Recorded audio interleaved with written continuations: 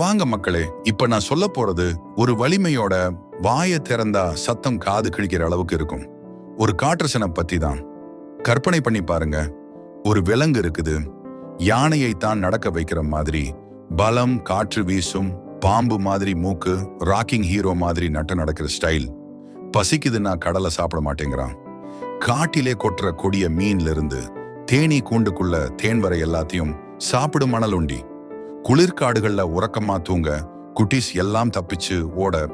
ஆனா நம்ம சிங்கம் மாதிரி ரோட்டுல மோதாம தனக்கே தெரிஞ்ச நேரத்துல மட்டும் வெளிக்கிட்டு வர்ற பார்வை மாதிரியான ராஜா. அப்படின்னா அந்த வல்லமையான சுறுசுறுப்பான சுவைதான் முதல்ல நினைக்கிற விலங்கு யாருன்னு தெரியுமா? இதுதான் நம்ம காடுகளோட கிங்பின், கரடி. கரடிகள் நாய் குடும்பத்தை சேர்ந்ததல்ல, ஆனால் தோற்றத்தில் பெரிய நாய் போலவே இருக்கும். அவை தங்கள் இருகால்களில் நின்று மனிதன் மாதிரி நடக்கக்கூடும். கரடிகள் நீச்சல் அடிப்பதில் மிகவும் திறமையானவை, நீண்ட தூரம் நீந்தக்கூடியவை. சில கரடிகள் உணவுகளை மண்ணுக்குள் புதைத்து வைத்திருப்பது உண்டு. கரடிகளுக்கு மனிதர்களை விட 2100 மடங்கு கூர்மையான வாசனை உணர்வு உள்ளது. சில கரடிகள் குளிர்காலத்தில் மாதக்கணக்கில் உறங்கிவிடும். இதை ஹைபர்னேஷன் என அழைக்கின்றனர். ஹைபர்னேஷனின் போது கரடியின் இதய துடிப்பு மற்றும் வெப்பநிலை குறைக்கிறது. கரடிகள் ஒரு பாலூட்டி வகையை சேர்ந்தவை.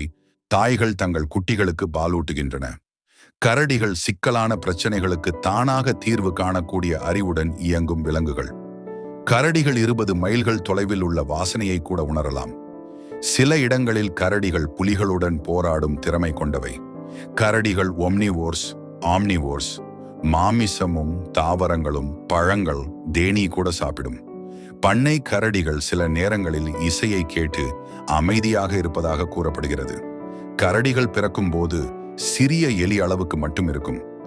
கோடியாக் பேர் மற்றும் போலர் பேர் என்பது உலகின் அதிபெரிய நிலவாழ் மாமிச விலங்குகள் ஆகும். ஒவ்வொரு கரடியும் தன்னுடைய பயண வழி, உணவு பழக்கம், தூக்க நேரம் எல்லாம் தனிப்பட்டது. கரடி குட்டிகள் பிறக்கும் போது பார்வை, செவி, பற்கள் எதுவும் இல்லாமல் பிறக்கின்றன. கரடி தாய்கள் அதிக பராமரிப்பு செய்யும். தங்கள் குட்டிகளை 2 முதல் 3 ஆண்டுகள் வரை பாதுகாப்பதுண்டு. சில நேரங்களில் கரடிகள் எச்சரிக்கையின்றி தாக்கும். அதனால் காடுகளில் ஜாக்கிரதையாக நடக்க வேண்டும். பல நாடுகளில், அமெரிக்கா, ரஷ்யா போன்றவை, கரடி ஒரு பழம்பெரும் தேசிய அடையாளம். இந்த மாதிரி இன்னும் நிறைய விஷயங்கள் தெரிஞ்சுக்க மறக்காம லைக் பண்ணுங்க, கமெண்ட் பண்ணுங்க, சப்ஸ்கிரைப் பண்ணுங்க. நன்றி.